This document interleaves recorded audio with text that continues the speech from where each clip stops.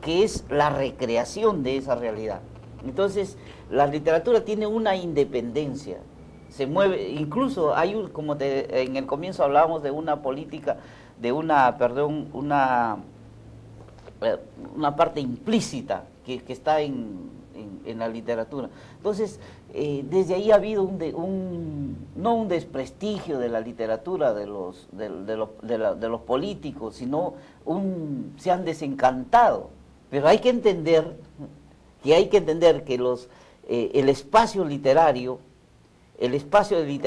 es un escenario donde prima la ficción, que esta ficción no es el calco ni la copia de la realidad, pero sí está representada, ¿no? Se usa la literatura para reflexionar, ¿no? Para reflexionar. Ahora que hay, desde el gobierno anterior de Alan García, un Ministerio de la Cultura. De la Cultura. ¿No? Y ahora se ha proseguido con ese ministerio. Tú como poeta, como escritor, ¿consideras que el ministerio es importante y necesario, que va a contribuir decisivamente a mejorar, por ejemplo, que haya más producción intelectual, que haya más poesía, que haya más literatura? Bueno, hasta ahora no vemos nada. Aparte que yo he hecho un libro sobre el origen de platos típicos, ¿no? Cómo tienen sus historias, los majoteros y otras historias gastronómicas. Pero solamente el Perú, en el Perú estamos viendo como si fuese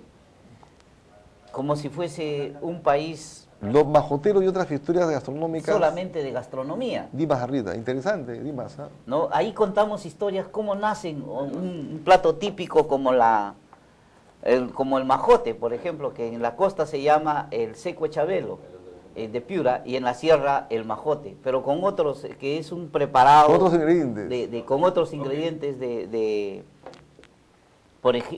tienes plátano majado, aderezado con manteca de chancho, y luego con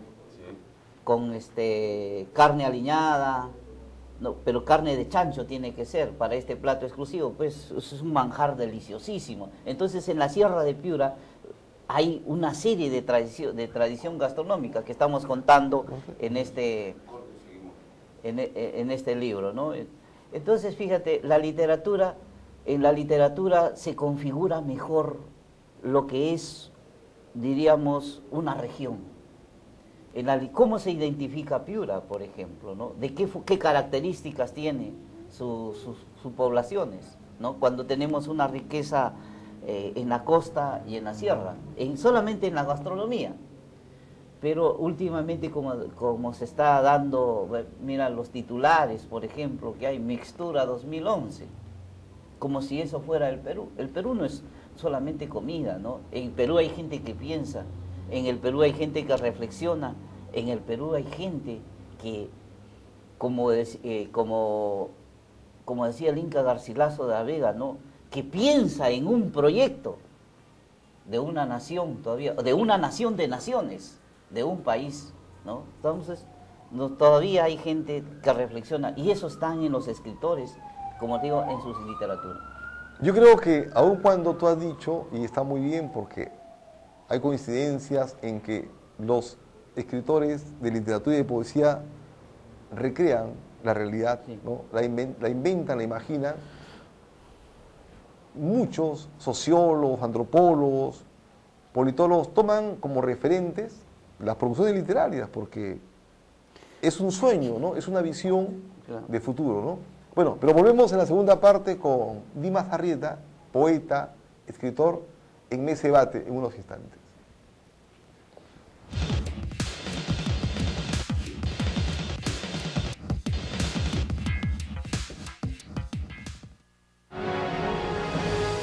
Amigo abonado, verifica tus datos en tu recibo de pago y actualízalos en cualquiera de nuestras oficinas para tu seguridad y comodidad.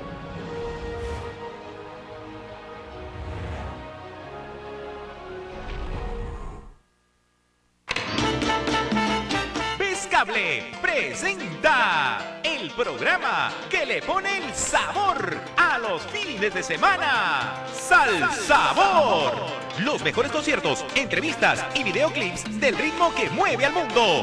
La salsa. Salsabor.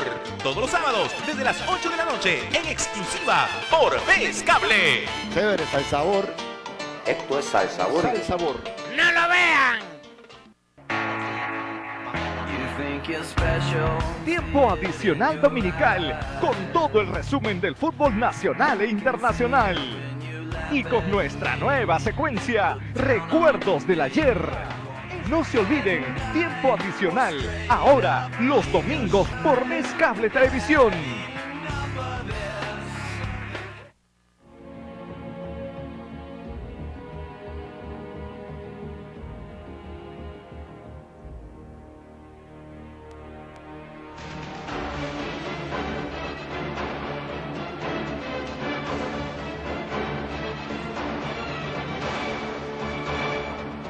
Sí, boxeo por Vez Cable Canal 3, las mejores peleas de todos los tiempos, comentarios y la historia del boxeo.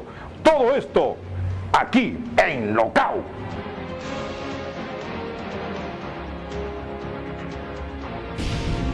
Vez Cable, pensando en ti.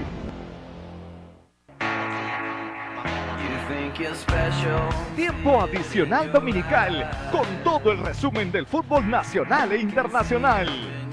Y con nuestra nueva secuencia, Recuerdos del Ayer.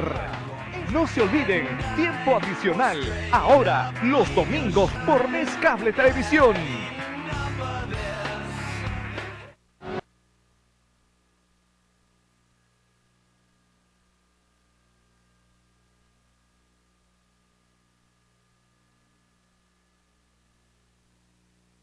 Ese debate en Vez Cable Televisión y seguimos con Dimas Arrieta, escritor, poeta, piurano, profesor universitario.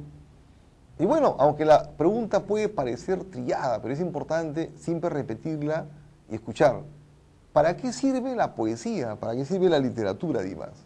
Muy bien, ¿para qué sirve la literatura? ¿No? ¿Por qué hay que leer a los poetas? ¿Por qué hay que leer novelas, cuentos, relatos y sobre todo poesía? En el diálogo con los alumnos, ¿no? en las aulas universitarias, una de las primeras preguntas era, empezamos diciendo, ¿por qué leemos poesía? ¿Para qué sirve la poesía? ¿No? Solamente desde el punto de vista lingüístico, ¿por qué es importante la poesía? Porque a través de la poesía nosotros podemos escuchar todas las estructuras y los recursos fónicos que tiene un idioma. Para eso sirve la poesía, desde el punto de vista lingüístico. Pero lo mejor de un idioma se expresa en la poesía y en la literatura, ¿no? Lo mejor de una época, ¿no? ¿Por qué es importante la poesía, por ejemplo, para el mundo hispánico, ¿no? ¿Por qué es importante el Siglo de Oro, que ordenó el idioma castellano? Cervantes, Fray Luis de León, Góngora y Argote, Quevedo. Entonces, estos padres del idioma fueron los que pusieron una normativa, una disciplina, y la poesía la seguimos degustando, la seguimos, lo mismo en la literatura.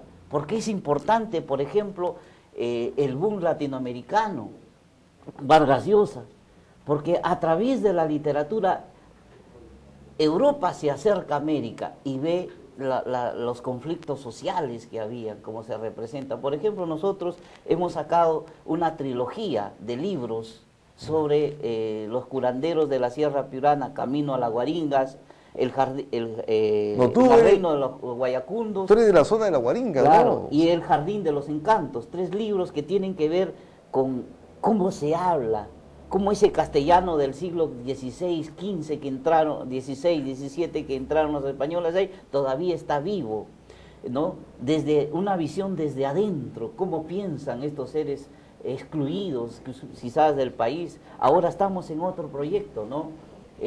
A través, por ejemplo, estudiando los grandes mitos fundacionales, por ejemplo, el mito de Hualaj en Piura, el mito del Gran Sinonés en la Sierra de Piura, el mito del Nailán que manda,